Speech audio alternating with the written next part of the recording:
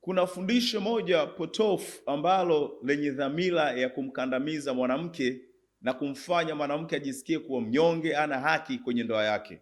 Na fundisho hili huwa mara nyingi linafundishwa kwenye kitchen party, kwenye reception, kwenye send off. Hata baadhi ya wahubiri, baadhi ya watumishi wanatumia hili fundisho, yaani kumwambia mwanamke usishike simu ya mume wako, kaa mbali na simu ya mume wako. Na wengine wanakwenda mbali zaidi, wanamwambia mwanamke ya kwamba simu ya mume wako ni kama bomu la machozi, ukiishika lazima utalia. Ili fundisho linaleta ukandamizaji na unyanyasaji kwa mwanamke dhidi ya ndoa yake. Lakini sijawahi kusikia hata siku moja mtu akisimama mbele akamwambia mwanaume usishike simu ya mke wako. Yaani mwanamke anakatazwa asishike simu ya mumewe, lakini mume akatazwi asishike simu ya mkewe. Ili fundisho lina dhamira ya kuwakandamiza wanawake, linazidi kumfanya mwanamke asiwe na haki kwenye maisha kamili ya mumewe, maisha kamili ya ndoa yake, asiwe na haki ya kushika simu.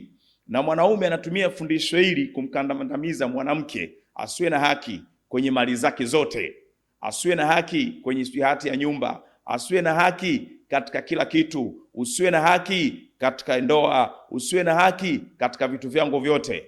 Ili fundisho aliishi kwenye simu. Nyinyi hamjui tu kwamba mnasababisha ndoa nyingi zinakuwa na migogoro na mifarakano kwa ajili ya hili fundisho. Ili fundisho linampa haki mwanaume aweze kuficha maovu yake kwenye simu na kuweza kumkandamiza mkewe. Ili fundisho alileti matokeo mazuri kwenye ndoa.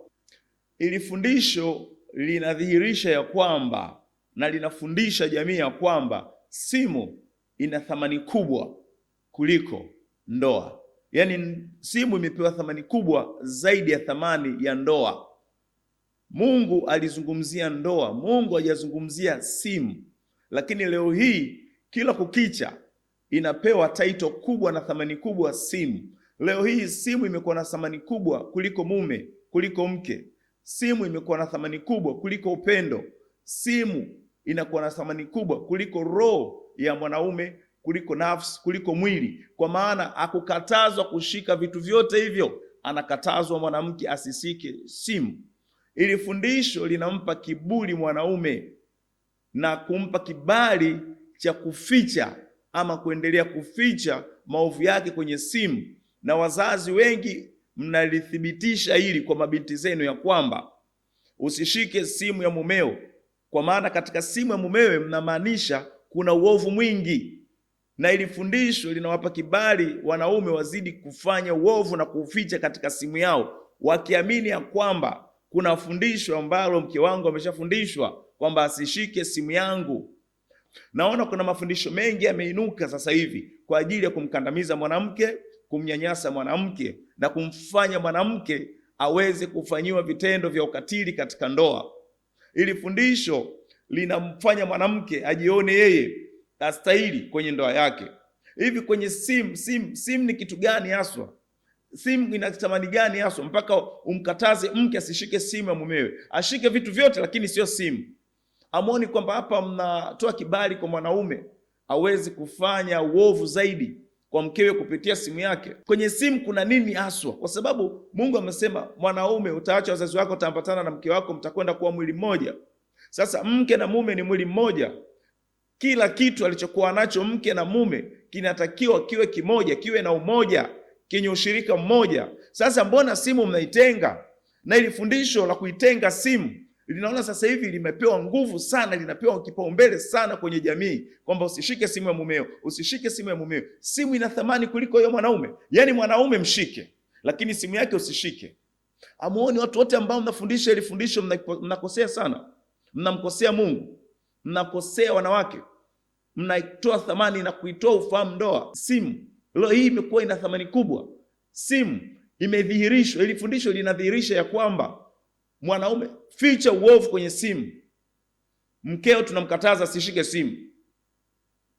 Kesho na kesho kutwa ndoa ikivunjika anaambiwa mwanamke ndio sababu ya kuvunja ndoa. Simu isipewe thamani kubwa kuliko thamani ya ndoa. Simu isipewe thamani kubwa kuliko mwanamke ama mke wa ndoa. Leo hii mafundisho mengi yanaelezea kwamba vitu vina thamani kuliko mke. Mungu amesema apataye mke amepata kitu chema, naye apata kibali kwa Bwana. Sasa simu leo imekuwa ina thamani kuliko ile kitu chema.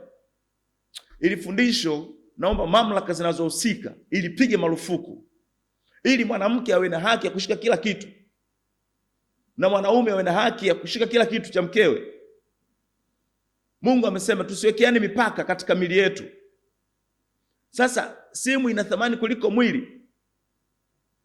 Ili fundisho naomba liangaliwe kwa upya, na mamlaka zinazohusika likemee ili fundisho, likatazwe kabisa, kwa maana ndo vyanzo ambavyo vinaanza kumkandamiza mwanamke tangu kwenye ndoa, kwenye maandalizi ya ndoa, kwenye kitchen party, kwenye nini. Mwanamke anaanza kuandaliwa kwamba wewe ni mtumwa tu, wewe ni mtumwa tu, ustahili, wewe ni wa kuandamizwa, wewe ni wa kufanyia vitendo vya ukatili, wewe hakuna kushika hiki, wewe hakuna kushika hiki. Tunaanza kumwekea mipaka mwanamke kabla hajaingia kwenye ndoa.